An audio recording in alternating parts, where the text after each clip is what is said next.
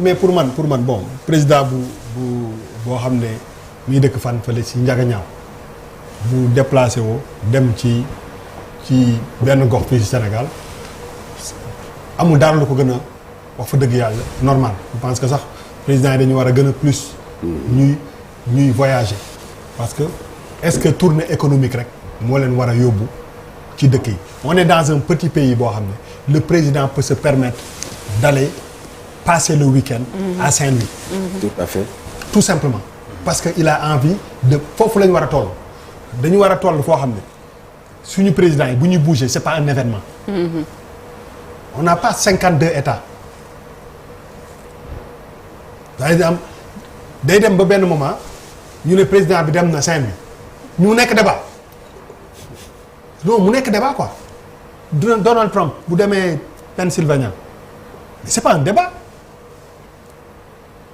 loolu moo gën a c'est la grande question pourquoi président bu déplacé wu dem ci dem fu Ndar wala mu dem Thiès mu nekk yii dem na fa comme si c'est te bés bu ñu demee ba loolu ñu jën nit boobu ñu dindi ko président bi di mën a déplacé wu dem foofu parce que j'ai vu que quand même c'est plus sobre que d'habitude. parce que les xam nga. baax na. on est sobriété boobu. munoo jël nga sànni ko ci suuf. parce que effectivement te loolu bu amee day tax mobilisation yi nga xam ne sur le plan financier dañ ko daan def pour que président bi mën a déplacer wu bés buñ ko oyofalee président dina war a mën a déplacer si li mu daan naroon dépenser une fois déplacé wu na ci 4 fois ou 4 fois donc c'est un truc boo xam ne pour man warul nekk débat. président yi génn leen ci palais yi. dugg ci nit yi parce que boo leen di wër nguur gi fu ne ngeen dugg boo leen gëlee nguur gi ba boo leen di génn fenn mu nekk événement waa Saint-Louis ne wëy président ñëw na soo wat président bi war na mën a dem Saint-Louis 4 ou 5 fois ci mois bi ci année bi ñu doog a xam ne affaire bi c'est quelque chose de normal parce que président bu dee dañ la fal ci 5 ans nga dem ci benn gox que benn yoon wala ñaari yoon xamoo li fa xew dans un petit pays donc si pour man loolu si kii maintenant président des fois pour man mënul déplacé wu nga jël lépp te doo jël benn 10% wala 20% boo xam ne c'est stratégique et c'est politique. wax fa dëgg yàlla. pour man mënuñu jël affaire bi rek ne oui c'est une tournée la voie du nord est dégagée ah. waaw waay et puis elle est hostile. non et le nord est hostile. déedéet dama ne tey jii nii quand je dis parce que politicien moom président tandem présidentiel. et je rebondis sur ce truc là man su fekkee dañu fal président de la république les ñi nga xam ne ñoo ànd ak président de la république ak mouvance présidentielle pour man waru leen mais vraiment waru leen jël yenn refrain yi di ko normaliser. On a élu un président de la république quand tu dis tandem tu enlèves si président bi benn pouvoir am. c'est-à-dire que vous êtes les premiers à ne pas dire ça yéen vous devez être les premiers.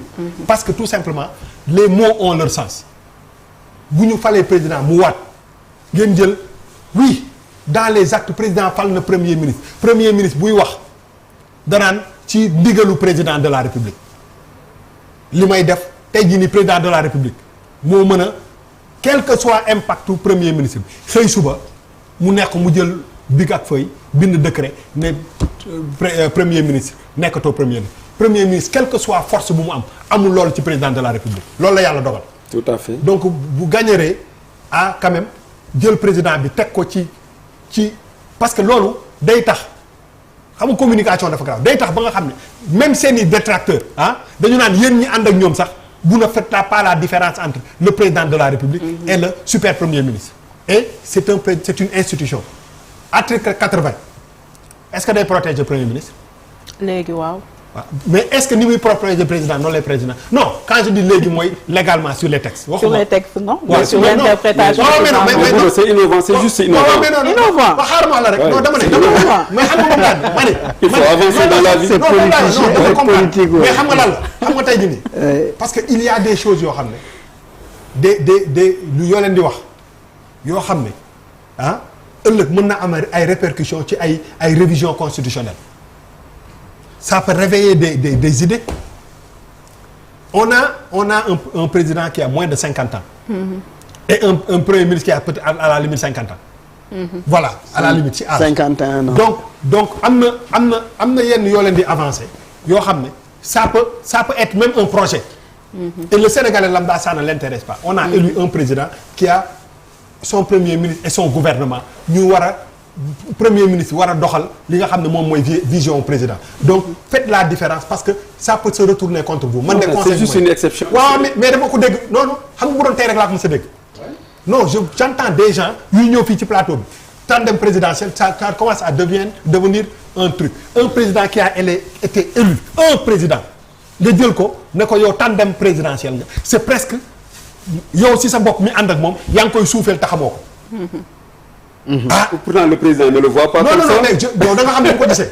non xam naa est-ce que xam nga ni ko gisee. mais il s'exprime régulièrement.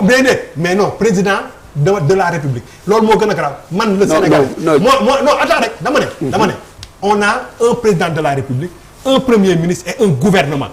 tout à fait. benn président moo waat ñaari président tandem waatul. tout à fait te booy incarner pouvoir. yow mi koy incarner am na ay mots yoo xam ne soo ko waxee da ngay banaliser sax la fonction du président de la République.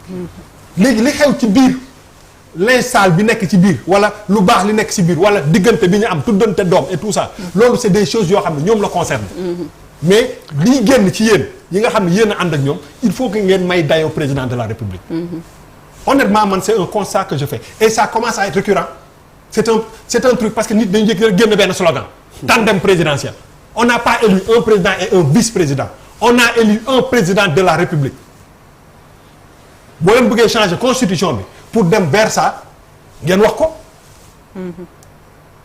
parce que mën naa ci am beneen kii ne vous êtes en train d'essayer de familiariser ce refrain là ki sénégalais ba nga xam ne bés boo leen ko doon teg en acte du metti donc moi en tant que sénégalais lan laa je dis non grand ngir yàlla rek bàyyi ma eggali bul ma dagg foofu ngir yàlla dama la bàyyi ba nga eggali voilà moom laa doon waxal quoi s'il vous plaît rek donc loolu pour man c'est important que ñu def ko maintenant président bu dem seeti ay ni quand je dis la voie du nord dafa dégagé wu avant ngay egg Saint-Louis foo nekk Louga boo jógee Louga foo dem Ndar boo jógee Ndar foo dem Fouta kan moo nekk kii Louga